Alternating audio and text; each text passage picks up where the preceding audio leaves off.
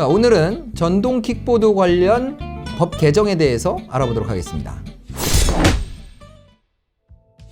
안녕하세요. 교통사고 전문 로펌 윤앤리의 대표 변호사 이기루입니다. 저희 윤앤리 TV에서 얼마 전에 전동 킥보드와 관련된 도로교통법 개정안에 대해서 설명을 드린 적이 있었는데요. 만 13세 이상이면 운전면허 없이도 전동 킥보드를 운행할 수 있다 라는 방식으로 도로교통법이 개정이 돼서 그에 대해서 변경되는 사항이라든가 또 우려되는 부분, 이런 것들에 대해서 언급을 드린 적이 있었습니다. 그런데 이 법이 다시 그 이후에 이런 여러 가지 우려와 걱정들, 그리고 발생되는 사고, 이런 것들 때문에 다시 재개정이 돼서, 그래서 그 부분에 대해서 오늘 좀 설명을 드리려고 합니다. 자, 시작하겠습니다. 자, 먼저 공정거래위원회에서 지난 12월 20일에 전동 킥보드 안전사고 예방을 위해서 소비자 안전주의보를 발령했다고 밝혔습니다. 보도에 따르면 지금까지 총 접수된 전동 킥보드 관련 안전사고가 무려 1252건이라고 하고요. 이들 중에 1월부터 11월 사이에 발생한 사고가 571건이고 전년 같은 기간 대비 135%가 증가했다고 합니다. 자, 문제는 지난 영상에서 설명드렸던 것처럼 12월 10일부터는 도로교통법이 개정이 돼서 만 13세 이상이면 운전면허가 없이도 이 전동 킥보드를 운행할 수 있도록 개정이 됐다라는 건데요. 제가 영상을 보여드리면서 전동 킥보드 관련된 사고에 대한 영상을 보여드리면서 그 우려의 목소리를 냈던 것처럼 사회 각계에서 이 전동 킥보드 관련된 도로교통법 개정이 너무 많은 사고를 양산할 수 있는 위험이 있다라는 그런 여론들이 형성이 됐었어요. 그리고 이 개정안이 시행되기 하루 전날인 2020년 12월 9일에 국회에서는 전동 킥보드에 대해서 다시 운전면허가 있는 자만 운행을 할 수 있다라는 방식으로, 그리고 면허 취득 최소 나이인 만 16세 미만의 미성년자에게는 전동 킥보드를 운행할 수 없도록 그렇게 법을 다시 재개정하는 법률안을 통과시켰습니다.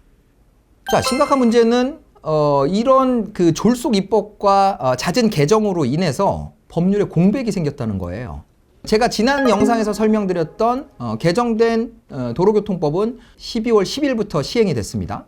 근데 재개정된 도로교통법은 개정된 이후 4개월이 지난 2021년 4월 8일부터 시행이 되게 됩니다. 그렇게 되면 지금 2020년 12월 10일부터 2021년 4월 8일까지 사이에는 재개정된 취지에 맞지 않게 만 13세 이상의 미성년자에게도 면허 없이 전동 킥보드를 운행할 수 있도록 이런 법률 상태가 됐다라는 거죠. 그래서 공정위에서는 이런 법률상의 공백으로 나타나는 이런 위험성, 즉 면허 없는 13세 이상의 만 13세 이상의 미성년자들이 이 전동 킥보드를 운행하는 것을 조금이라도 좀 막기 위해서 이런 감시 강화 방안을 발표했다라는 거예요.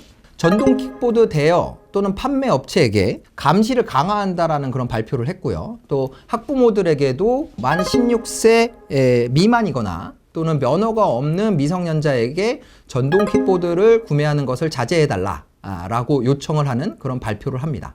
이어서 정부는 공유 킥보드 대여업체와 협약을 맺고 만 18세 이상에게만 전동 킥보드를 대여할 수 있도록 그렇게 이제 협약을 맺었다고 하네요. 이 생각해보면 이 국회에서 충분한 검토 없이 이렇게 법률을 위반을 하고, 그리고 뭐 시행도 되기 전에 다시 재개정하는 법률을 발표하고 이러다 보니까 혼선이 일어나고 있는데, 참 이런 모습 보면은 좀 부끄러운 생각이 좀 들기는 해요.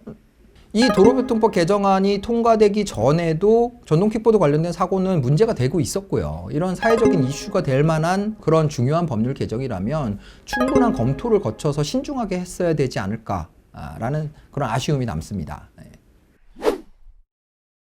만 13세 이상의 미성년자에게도 면허 없이 전동 킥보드를 운행할 수 있도록 개정한 도로교통법 개정안의 취지를 보면요. 개인 모빌리티라는 신규 사업으로서 사회 전반의 경제적인 윤기가 흐르게 하기 위함이다. 이렇게 이제 개정 이유에 대해서 설명을 하고 있기는 해요. 뭐 이런 취지 자체가 이 어떤 4차 산업혁명과 지금의 어떤 비즈니스 트렌드 뭐 이런 걸 고려했을 때 뭐 영 말이 안 되고 뭐 그런 건 아니지만 어쨌든 개인형 이동수단은 굉장히 속도도 빠르고 또 제어도 쉽지 않기 때문에 위험성을 내포하고 있다라는 점에서 좀 더 신중할 필요가 있었다라는 거죠. 이런 문제 때문에 교육부에서도 대학 캠퍼스 안에서 전동 킥보드 최고 속도를 시속 25km 이하로 제한한다면서 보호장구 착용을 의무화했는데요. 그리고 대학 구성원이 소유한 개인 이동 장치는 등록제를 실시하고 안전사고 예방 교육도 해야 된다. 이렇게 이제 교육부에서 방침을 정했다고는 합니다. 하지만 이 제도의 실효성에 대해서도 의문의 목소리가 나오고 있어요. 자, 시속 25km면 타보신 분들은 아시겠지만 시속 25km가 결코 이렇게 뭐 느린 속도가 아니거든요. 몸으로 체감하는 속도로 느껴보면 굉장히 스피디함이 있어요. 시속 25km. 근데 학내에서 많은 이제 학생들이 걸어 다니는 그런 공간에서 시속 25km로 제한 속도를 설정해서 다닌다. 과연 이게 뭐 안전을 어느 정도나 담보할 수 있을지 의문이 아닐 수가 없습니다. 그리고 대학교 캠퍼스 내에서 이 제한 속도를 지키고 있는지 안 지키고 있는지 뭐 이거는 누가 단속을 할 것이며 그럼 지키지 않으면 또 어떤 제재를 가할 것인지 도대체 어떻게 한다는 건지 잘 모르겠어요. 일리 있는 의문 제기라고 생각이 됩니다. 자, 어쨌든 이 전동 킥보드 법안이 어떻게 제정되고 개정되고 하던 간에 전동 킥보드가 늘어나는 거는 막을 수가 없을 거라고 봅니다. 그리고 그에 따라서 정말 기하급수적으로 사고가 늘어나지 않을까 하는 걱정이 되기도 하고요. 자, 전동 킥보드를 운행하는 학생들이나 아니면 그런 전동 킥보드를 운행하는 학생을 둔 부모님들이나 좀 경각심을 가지셨으면 좋겠고요. 왜 경각심을 가져야 되는지 예를 하나 들어드리면서 오늘 영상을 마칠까 합니다. 전동 킥보드는 차와 동일하게 취급이 됩니다. 인명피해가 발생하면 그러면 형사 처벌의 대상이 된다는 거죠. 교통사고 처리 특례법상으로 보면 12대 중대과실, 즉 과속, 신호위반, 보행자 보호의무 위반 이런 것들이 일어났을 때 형사 처벌의 대상이 됩니다. 그리고 지난 영상에서도 말씀드린 것처럼 전동 킥보드는 아직까지는 자동차 보험의 대상이 되지 않습니다. 물론 약관으로 전동 킥보드와 관련된 보험의 특약사항들이 존재하기는 하지만 아직 그 보험의 범위가 불분명하기도 하고 미약한 게 사실이에요.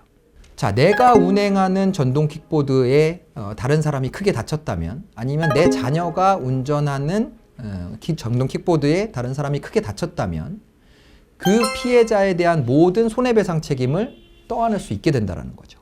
즉 잘못된 전동 킥보드 운행으로 인해서 누군가 큰 피해를 입게 됐다면 형사처벌 그리고 민사상 손해배상 책임 모든 책임을 떠안으면서 한 가정이 완전히 어떤 삶이 바뀌는 그런 큰 사고로 이어질 수도 있다는 겁니다.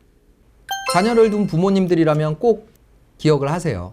만 14세가 넘는 미성년자는 형사처벌의 대상이 됩니다. 그리고 자녀가 타인에게 손해배상 책임을 지게 되면 그 부모가 연대 책임을 지게 돼 있습니다. 한순간에 어떤 한 가정을 파멸로 몰아넣을 수도 있는 전동 킥보드 여러분들 모두 경각심을 가지고 그리고 이 법안의 운용이나 이런 데도 관심을 많이 가지고 항상 안전에 주의하면서 이런 전동 킥보드, 개인형 이동장치들을 사용하는 그런 습관을 들여야 될 것 같습니다. 자, 오늘 전동 킥보드 관련된 도로교통법 개정에 대해서 그리고 전동 킥보드 운행을 하다가 사고가 났을 때 올 수 있는 결과 이런 것들에 대해서 좀 설명을 드렸는데요. 좀 무겁게 설명을 드리긴 했지만 사실 그게 현실이에요. 그러니까 차를 운행하는 것과 크게 다르지 않습니다. 그러니까 늘 경각심을 가지셨으면 좋겠고요. 오늘 영상이 도움이 되셨으면 좋아요 눌러주시고 다음 영상 또 보고 싶으시면 구독, 알림 설정 부탁드리겠습니다. 지금까지 교통사고 전문 로펌 윤앤리의 이기로 변호사였습니다. 감사합니다.